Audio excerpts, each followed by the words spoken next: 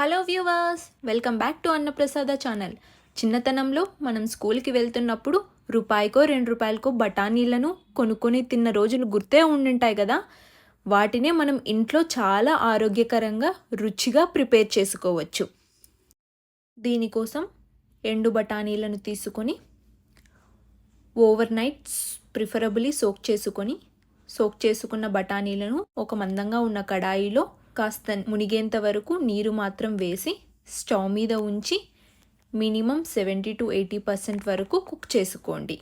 Cook చేశాక excess వాటర్ని ఇలా ఒడిపేసి క్లీన్ క్లాత్లో బఠానీలలో ఉన్న మాయిశ్చర్ పూర్తిగా పోయేంత వరకు ఇలా డ్రై చేసుకోండి.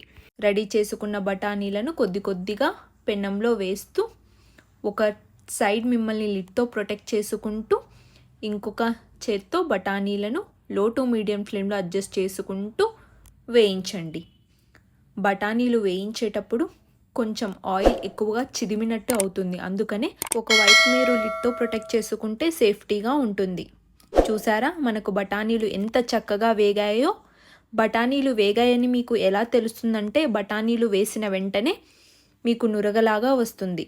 బఠానీలు వేగాక ఈ నురగ పూర్తిగా ఆగిపోతుంది. ఆ స్టేజ్లో మీకు బఠానీలు పూర్తిగా వేగినట్టు. వేగిన బఠానీలను ఇలా టిష్యూ పేపర్ వేసి ఒక ప్లేట్లో తీసుకోండి.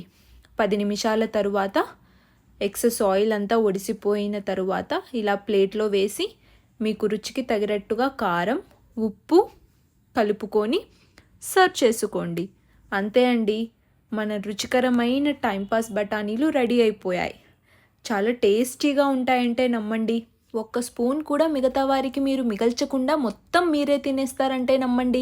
నచ్చిందా? అయితే మీరు కూడా తప్పకుండా ట్రై చేసి మీ పిక్ని నా ఇన్స్టాగ్రామ్ ఫాలో అవుతూ పోస్ట్ చేయండి. ఇలా ఎయిర్ టైట్ కంటైనర్లో స్టోర్ చేసుకుంటే మినిమం 10 రోజులు లేదా నెల పాటు నిల్వ ఉంటాయి.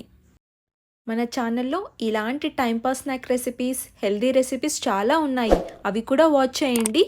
ఈ వీడియోని మీ ఫ్రెండ్స్ అండ్ ఫ్యామిలీతో షేర్ చేసుకొని సబ్స్క్రైబ్ చేసుకోండి.